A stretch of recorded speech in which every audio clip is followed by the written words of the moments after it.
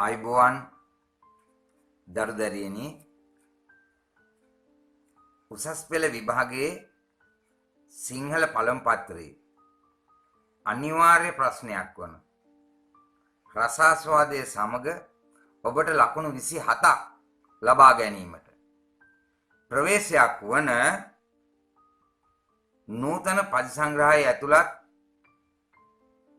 තවත් එක් සුවිශේෂී වූ පද්‍ය නිර්මාණයක් වන මහාචාර්ය විමල් දිසානායකයන්ගේ නාගල කන්ද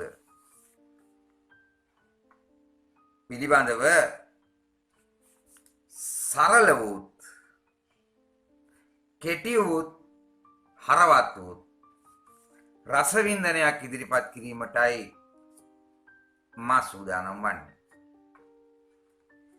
මහාචාර්ය විමල් දිසානායක කවියානන් නිදහස් කවියේ තුන්වන පරපුර නියෝජනය කරන ඒ වගේම සිරි ගුණසිංහ ජී.බී. සේනනායක එදිරිවීර සරච්චන්ද්‍ර වැනි විදග්ධ සාහිත්‍ය ධරයින්ගේ ආභාසය ලැබූ එමෙන්ම ප්‍රංශ සංකේතවාදීන්ගේ ආභාසය ලැබූ කාව්‍ය රචනයේදී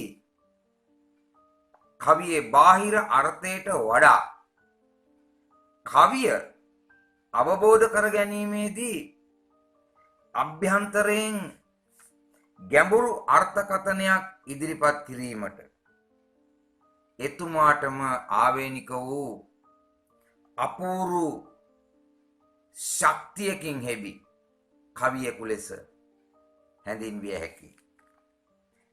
නිසඳස් කවි පරපුරේ වත්මන් කවි පරපුරේ බොහෝ දෙනා කාව්‍යකරණයේදී විවිධ සම්ප්‍රදායන් විවිධ විරිත් විවිධ ආභාසයන් මෙන්ම නව කාව්‍යෝක්ති යොදා ගනිමින් නව නිර්මාණාත්මක අත්හදා බැලීම් කරණයේ යෙදෙන බව අපි දන්නවා.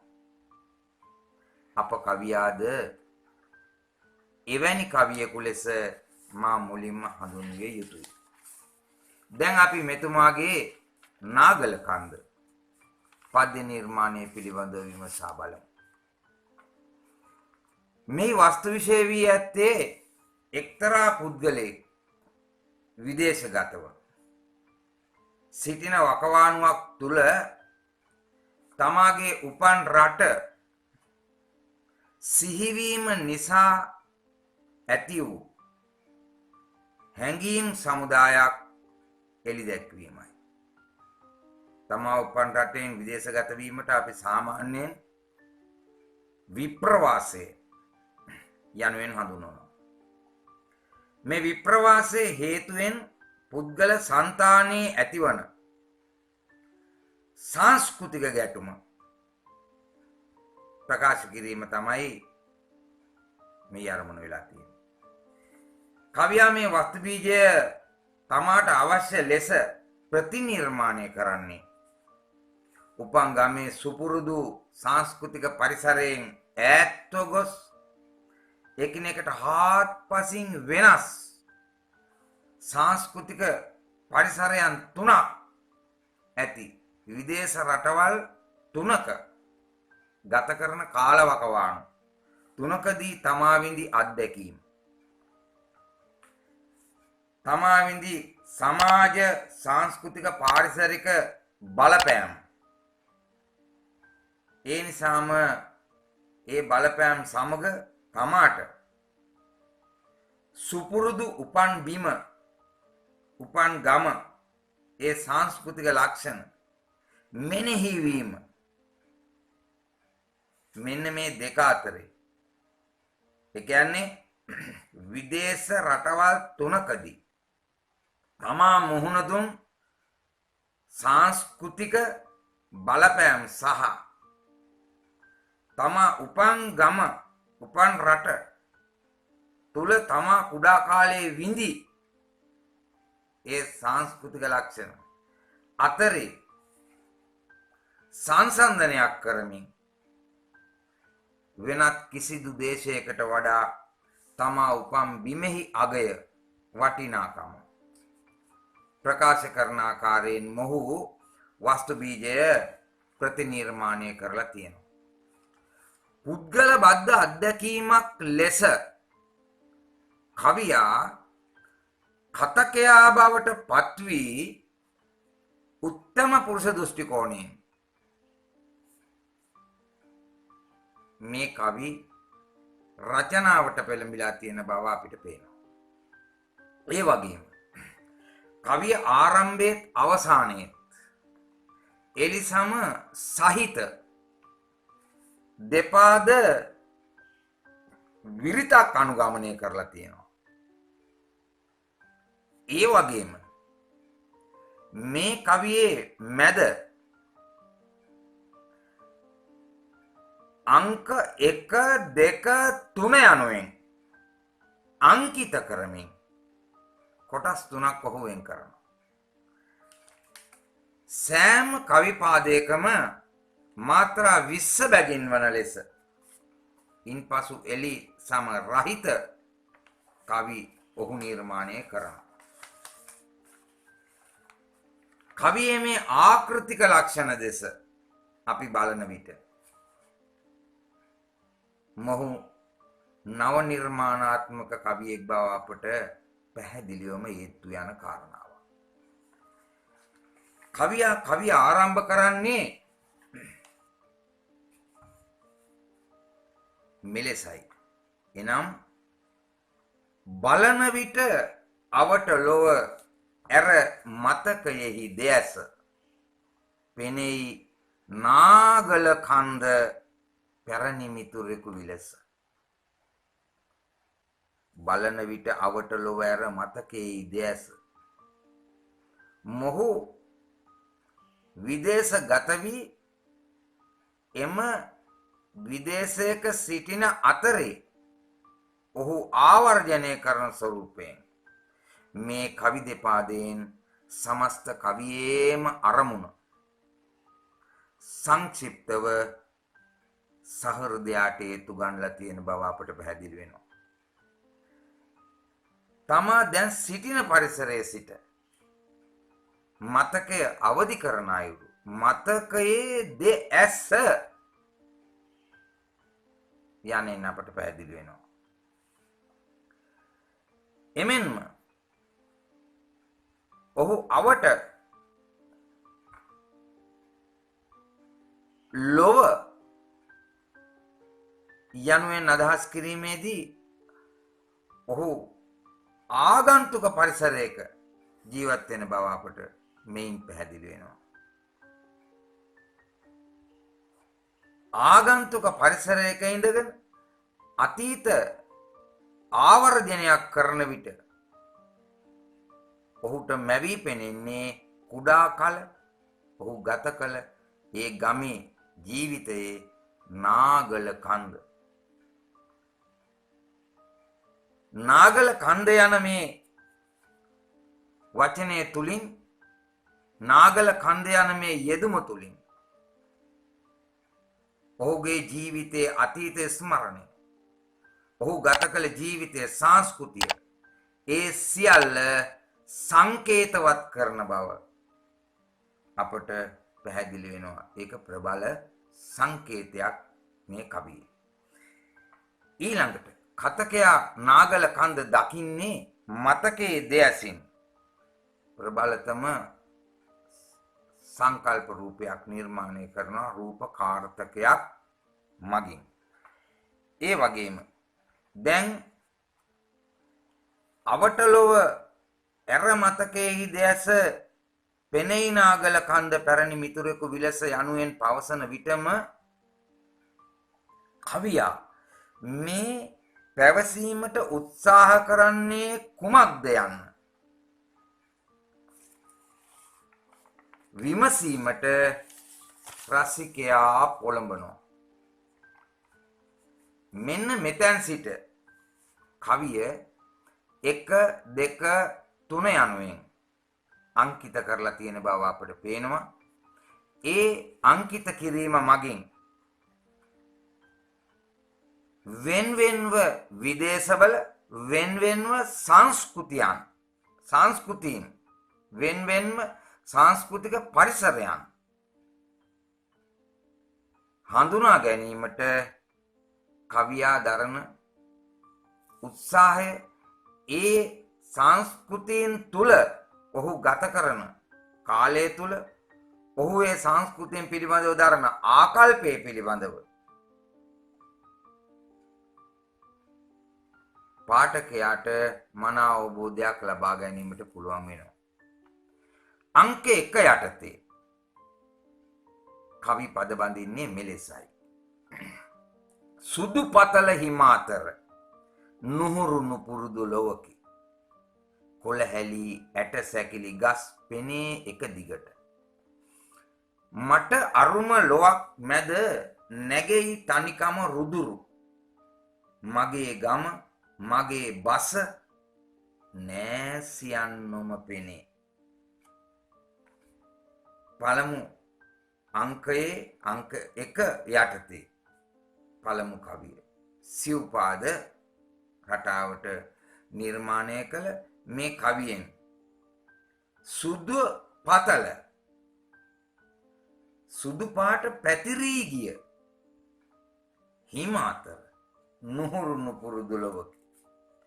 සාමාන්‍යයෙන් මෙන්න මෙහෙම දෙයක් ඔබට හිතෙන්නේ නැද්ද? සුදු පාට පැරණි කවි සම්ප්‍රදායට අනුව නම් ශෝකය කනස්සල්ල නිරූපණයට යොදා ගන්නවා. ඒ වගේම සුදු පතල හිම අතර නුහුරු නුපුරුදු ලොවකි. මොහුට මේ සංස්කෘතිය අමුතුම ලෝකයක්.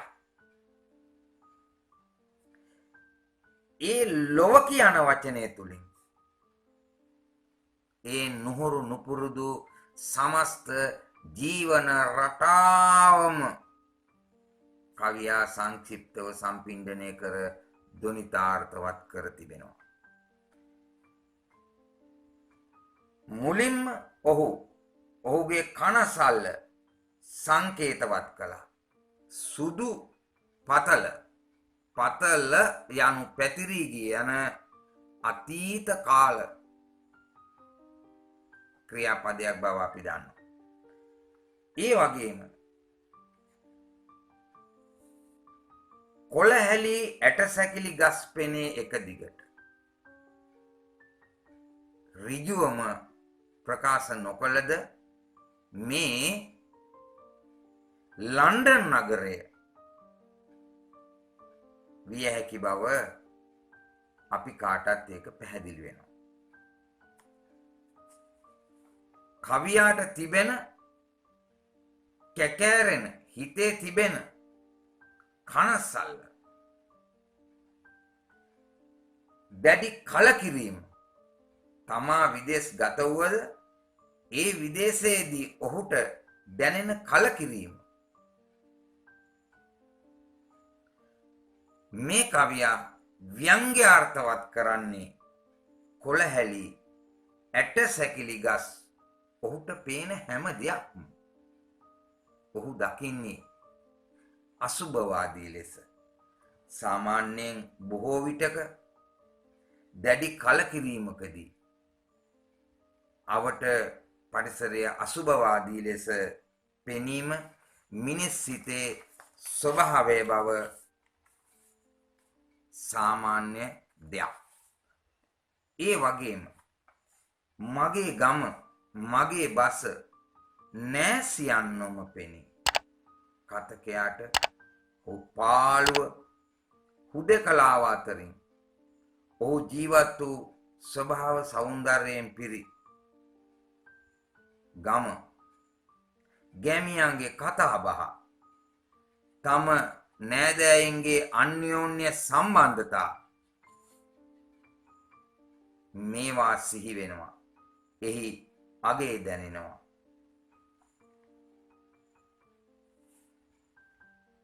නාගල කන්ද සියලු සැප සම්පතින් සපිරිව සියලු සත්වයින්ට ජීවය දෙන පාරිසරික සම්පතක් ලෙස අපට සංකේතවත් කළ හැකියි. දැන් මොහුට මේ තම උපන් බිම උපන් ගම මෙනෙහි වෙනවා. විදේශයේ කලකිරීමත් සමගම තමාට තමාගේ උපන් ගම උපන් බිම මෙනෙහිවීම ස්වභාවිකයි. මටම දොස් පවරමින් මෙරට පිවිසීම ගැන ඔබ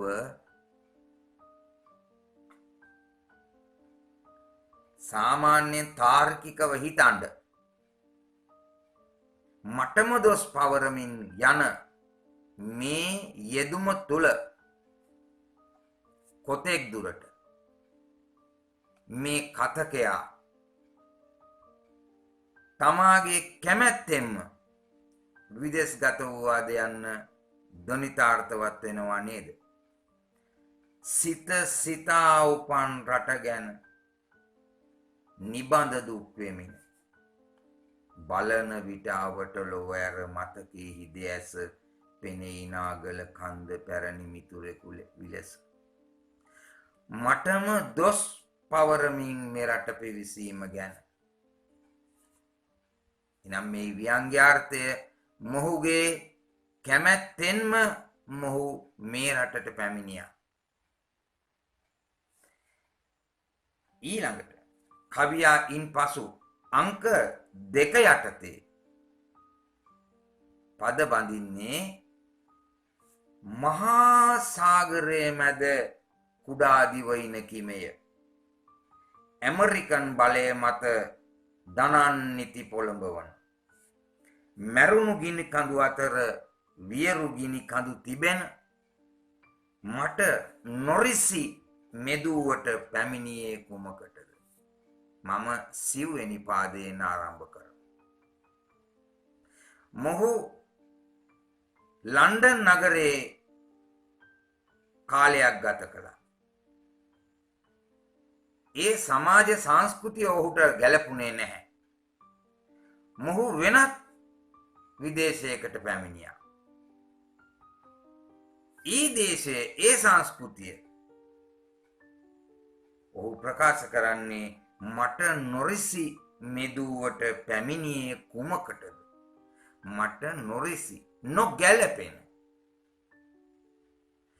අපි දන්නවා මීට කලින් මගේ ගම මගේ බස නෑසියන්නොම පෙනී යන ඒ පදයෝජනය තුල මේ කතකයා විඳින සංස්කෘතිය, මේ කතකයා විඳින සැනසිලිදායක බව ව්‍යංග්‍යාර්ථ වෙනවා. නමුත් දැන් ඔහු පැමිණ තිබෙන ස්ථානය ඔහු දැන් හඳුන්වන්නේ මට නොරිසි තැනක් ලෙස. අපි බලමු ඒ නොරිසි තැන කෙසේද කියලා. මහා සාගරයේ මැද කුඩා දිවයිනකිමය. අනුප්‍රාසාත්මක පදයෝජනයක් සමග මොහු මේ ඉදිරිපත් කරන්නේ මොකක්ද? මහා සාගරයේ මැද කුඩා දිවයිනකිමය. ව්‍යංග්‍යාර්ථවත් කරන්නේ මේ ජගත් තලය තුල තනි වූ ජන කොට්ටාසයක්. ඒ වගේම ඒක පැහැදිලිවම කවියා ඊළඟට කියනවා ඇමරිකන් බලය මත දනන් නිති පොළඹවන. ඇමරිකන් නවයටත් විජිතවාදය අපි දන්නවා. විවිධ බලවේග මගින් ජනතාව පොළඹවන ආර්ථික දේශපාලන සංස්කෘතික සමාජීය විවිධාකාරයෙන් ජනතාව ඇමරිකන් බලයට පොළඹවන ක්‍රමවේද අපි දන්නවා. එහෙනම් මෙතන මේ ජනතාව එවැනි නව යටත්විත වාදයකට දැන් නතු වෙලා ඉන්න අවස්ථාවක්. ඒ නිසාම මරුණු ගිනි කඳු අතර වියරු ගිනි කඳු තිබෙන. ගිනි කඳු යන්නේ බාහිර අර්ථය එකක් වුවද මෙහිදී ගැඹුරු අභ්‍යන්තර අර්ථයක් ඉදිරිපත් කරනවා. ඒ කුමක්ද?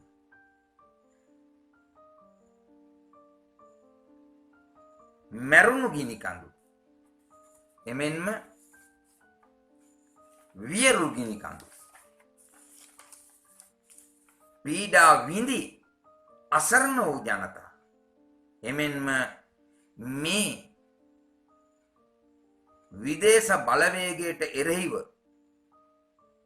ක්‍රියාත්මක වීමට මාන බලමින් සිටින සැලසුම් කරන ජන කොට්ටාස මේ දෙපක්ෂයම අතර වෙනත් ආකාරයකින් කියනවා නම් කැළඹෙන සමාජ වාතාවරණය අවිනිශ්චිත අවස්ථාවක කුමන මොහොතේ කුමන ආකාරයකින් කැළඹේද කුමන ආකාරයකින් ඇවිස්සේද යන්න අවිනිශ්චිත සමාජ වාතාවරණයක් තිබෙන රටකට මොහු දැන් පැමිණි.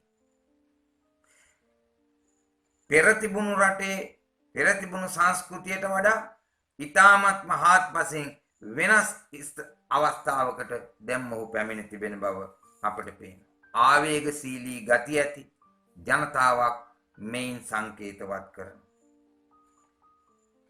ඒත් එක්කම ඔහුට මතක් වෙනවා මේ රටේ මේ ජනතාවගේ හැසිරීම කෙසේද? ඒ හා සමගම ඔහු සංසන්දනය කරන්නේ තමාගේ උපන් බිමේ සංස්කෘතිය. මට පුරුදු සිප් කලා කවිසිනා නොමෑසෙන තනිකමේ වෙලීගෙන හද පිරුණු දුම්නසින් බලන විට අවට ලොව ඇර මතකෙහි දෙයස පෙනෙයි නාගල කන්ද පැරණි මිතුරෙකු විලස. සාමකාමී බව උපන් ගමේ උපන් රටේ උපන් බිමේ තිබුණු කවි සිනා සිප් කලාව ඒ තුලින් ඇති වුණු අන්‍යෝන්‍ය බැඳීම සුහදතාව මේ බිමේ සාමකාමී බව රකින්න සංකේතයක් ලෙස ඔහු ඉදිරිපත් කරන. එහෙත් දැන් සිටින නගරය අපි සමහර විටක හවායි දූපත ලෙස මෙය නිගමනය කළොත් එහිදී ඔහු තනිකම වෙලාගෙන හද පිරුණු දුම්නසින් දුම්නස කනගාටුව දැන් මොහුගේ හද එයින් අදහස් කරන්නේ ඔහුට සිනහව අන්‍යෝන්‍ය සම්බන්ධතාව සතුට කිසිදු ආකාරයකට මේ රටේ නොමැති බව කවියා අංක 3 යටතේ සිය පද්‍ය මෙසේ රචනා කරනවා. සිරුර ගිනිගත් විලස කලබලෙන් දුව පනින කාසි මලු සොය සොයා දිවා රෑ වෙහෙස වෙන දනන් පිරි මේ රටෙහි නිහඬ බව මරා ඇති ජීවිතයේ අරුත කිමදැයි අසමි මම මගෙන්. දැන් මේ යන සිරුර ගිනිගත් විලස කලබලෙන් දුව පනි උපමාවක් යෙදුවා. සිරුර ගිනිගත් විලස සිරුරක් ගිනිගත් පුද්ගලයෙකු එහා මෙහා කලබලෙන් දුවන්නේ කෙසේද? අන්‍යයන් දෙස බලයිද? අන්‍යයන්ගේ අන්‍යයන් සමග සම්බන්ධතා තිබේද? නැහැ. තමාගේ ආරක්ෂාව තමාගේ සුඛ විහරණය පමණයි ඔහු සිතන්නේ. ඒ උපමාව යොදමින් මේ කවියා කියන්නේ කාසිමලු සොය සොයා දිවාරය හැදේසෙන. කාසිමලු සෙවීමට නැත්තම් මුදල් ලිපීමට දිවාරය හැදේසීම කවියා උපමා කරන්නේ සිරුර ගිනිගත් විලස. කොතරම් ගැඹුරු අර්ථයක්ද? මුදල් ඉපයීම මූලික ආධ්‍යාසය කරගත් දිවාරය නොබලා පැය 24ම මුදල් පසුපසම හඹා යන සමාජයක දේශයක මේ කතකයා තනි වෙලා ඉන්නවා. නිරතුරුවම ගෝසාකාරී බව, කලබලකාරී බව, පිරුම් සමාජයක් කවියා නිරූපණය කරනවා. එකිනෙකාගේ දුක සැප විමසීමට, සුහදව කතා බහ කිරීමට කාලයක් අවස්ථාවක් නැති බව ව්‍යංග්‍යාර්ථවත් කරනවා. ඒ සියල්ල මුදලට යට වුණු සමාජයක් බවට, කෙසේ හෝ මුදල් යන තීරණයට පැමිණි සමාජයක්. ජීවිතයේ යනු මුදල් පසුපසම දිවීමද යන්න මෙහිදී කතකයාට ප්‍රශ්නයක් නැගෙනවා.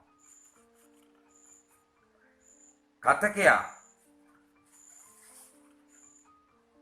ඊළඟට විමසනවා මෙසේ: චීන බසමයි දිවා රෑ සවන වැකෙන්නේ, මේ රටේ පාළුවක් දැනෙයි ඉවසිය නොහැකි. මෙතෙන්දී මීට පෙර කවිපාදයේ ඔහු පැවසුවා දනන්පිරි මේ රටෙහි නිහඬ බව මරා ඇති කියලා. මේ රටේ දනන් පිරි. නමුත් මේ කවිපාදයේදී ඔහු පවසනවා මේ රටේ පාළුවක් දැනෙයි ඉවසිය නොහැකි. එහෙනම් මේ පාළුව කියන්නේ ජනතාව නොමැති පාළුව නෙවෙයි. ජනතාව අතරේ අන්‍යෝන්‍ය සම්බන්ධතාවක් නැති, පැය 24 පුරාම ආත්මාර්ථකාමීව මුදල් පසුපසම හඹා යන සමාජයක ලක්ෂණයක් නොවේද? බලන විට අවට ලොව ඇර මතකයේ දෙයස පෙනෙයි නාගල කන්ද පැරණි මිතුරෙකු විලස. දැන් මේ වෙනකොට කතකයා එක අවස්ථාවක නුහුරු නොපුරුදු ලොවක තනි වුණා. තවත් අවස්ථාවක ස්වාධීනත්වය අහිමි. කුමන අවස්ථාවේ කැළඹෙයිද නොසිතිය හැකි ජන කොටසක් මැද අතරමං වුණා. තවත් අවස්ථාවක ජීවිතය විඳින්නේ නැතිව විඳවන මුදල් පසුපසම හඹා යන කොටසක් අතර තනි වුණා. ඒ සියල්ල අභිබවා මේ සෑම අවස්ථාවකම ඔහුගේ සිහියට නැගෙන්නේ නාගල කන්ද.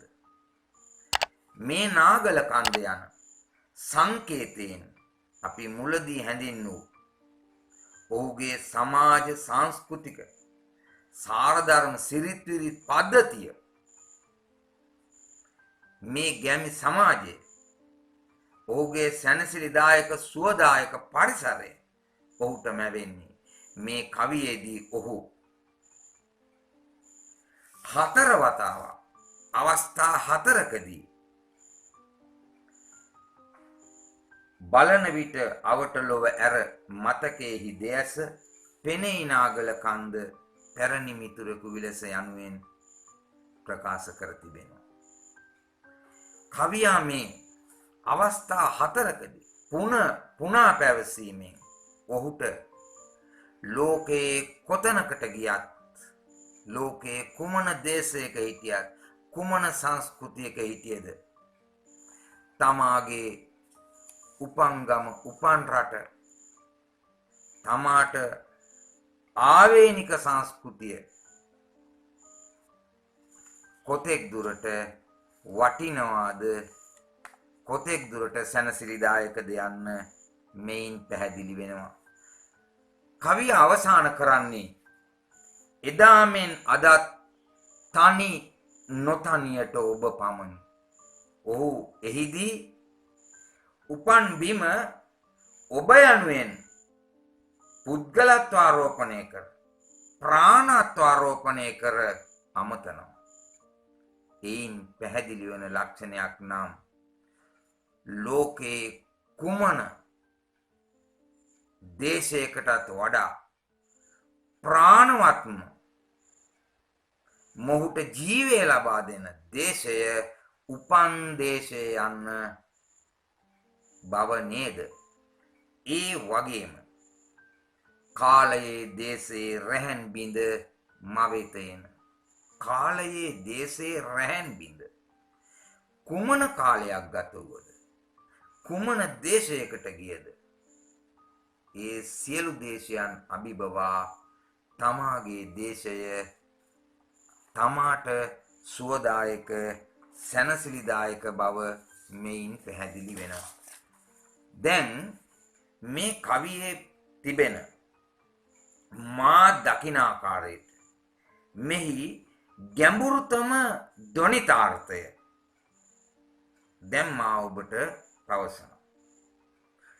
කතකයා පවසන අයුරින්ම නාගල කන්දෙන් සංකේතවත් කරන මෙතරම් ප්‍රියජනක සංස්කෘතියක් හැරදමා සිය කැමැත්තෙන්ම විදේශගත වීමට මේ කතකයාට සිදු වූයේ ඇයි අන්න අපට ලැබෙන වැදගත්ම ප්‍රශ්නය.